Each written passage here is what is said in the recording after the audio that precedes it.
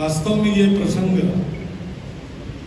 बहुत कुछ बोलने का या बोल सकने का प्रसंग नहीं है।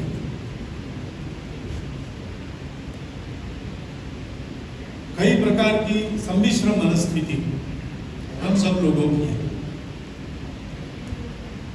उसमें वियोग के कारण दुख, ये तो एक भावना है ही, स्वाभाविक है।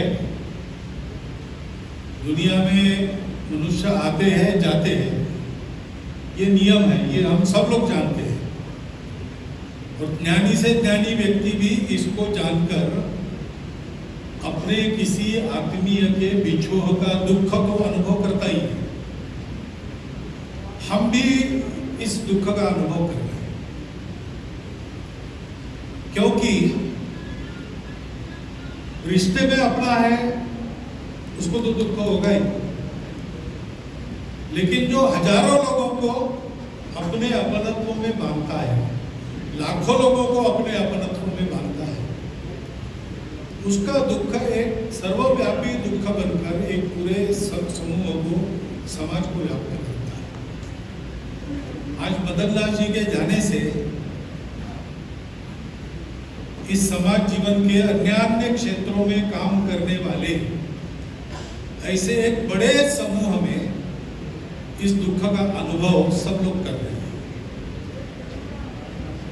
वो स्वाभाविक बात है, क्योंकि मदन दास जी ने संगठन का काम किया, केवल यानी कार्य बढ़ाया, विस्तार किया वगैरह, इतना नहीं। तो उन्होंने मनुष्य को जोड़ा, मनुष्य को जोड़ा।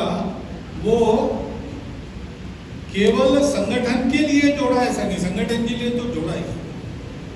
जो मनुष्य उनमें जुड़ा, उनसे जुड़ा, वो कहीं ना कहीं इस विचार के आधार पर कार्यरत हो गया।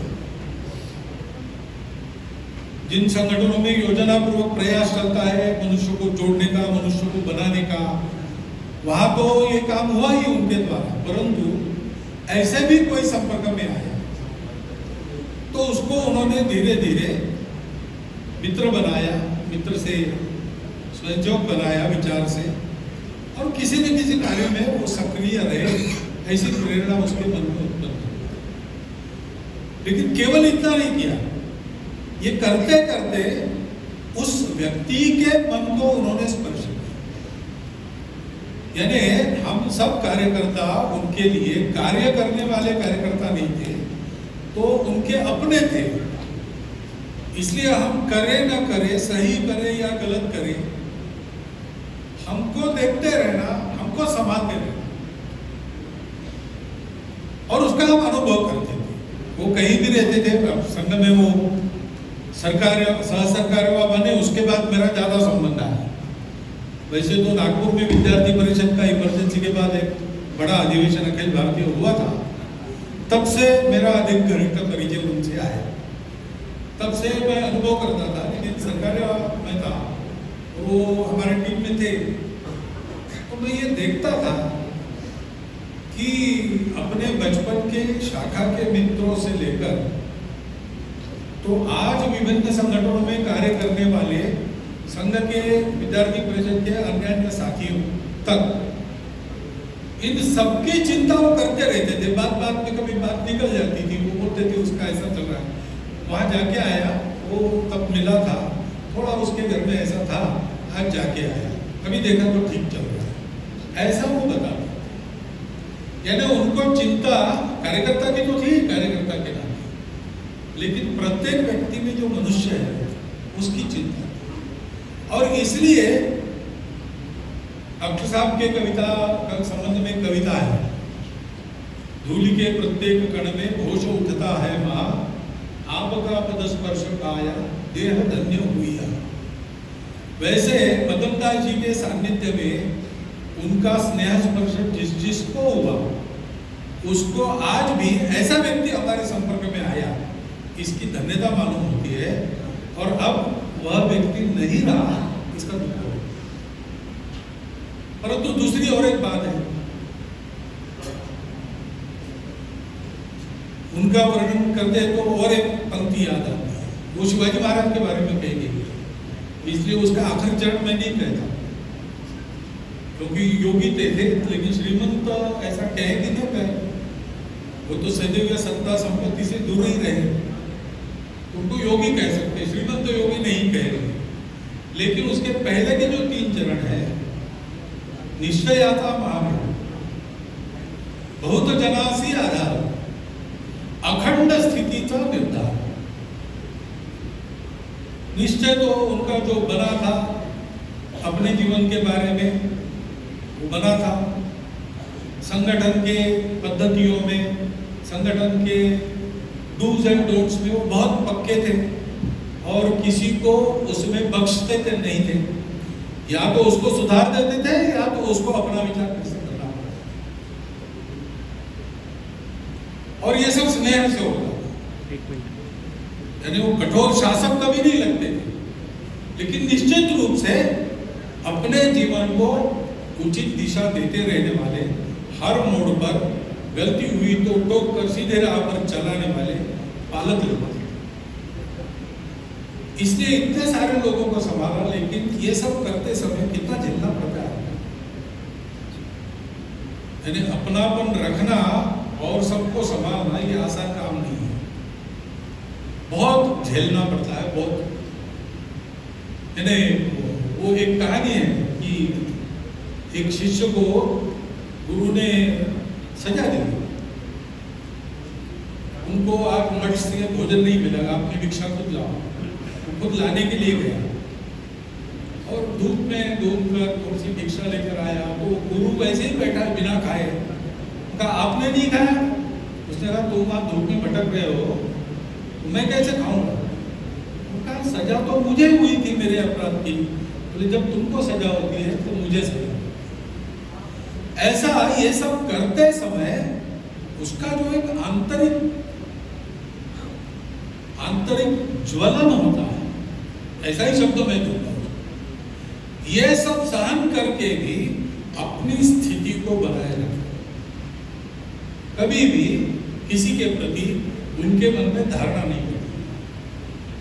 रैशनल, ऐसा कहा आपने मिलिंद जी ने, रैशनल मूल्यांकन करते थे, लेकिन मूल्यांकन में कम मूल्य ज्यादा मूल्य ध्यान में आया तो व्यक्ति उनके नजर में कम ज्यादा नहीं होता, वो सारे लोग समान नजदीकी पर रहते।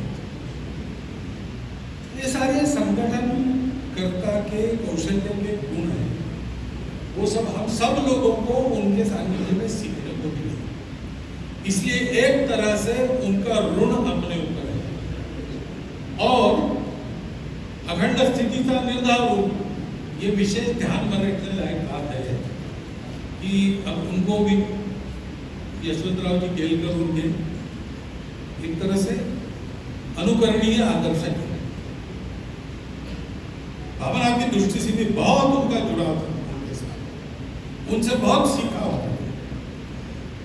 उनके जाने के बाद उन सारी बातों को ध्यान में रखकर उसमें और अधिक आगे अनुभव से उन्होंने स्वयं को बढ़ाया, यानी व्यक्ति के जाने की वेदना तो उनको भी हुई, परंतु उस वेदना से गलित गात्र होकर वो बैठ नहीं गए।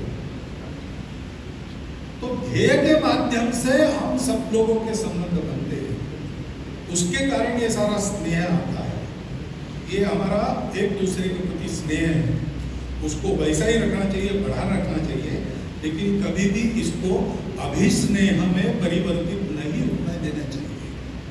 स्नेह होता है वो व्यक्ति की सुरक्षा करता है, मोह होता है वो व्यक्ति को बिगाड़ता है, ये वो जानते थे।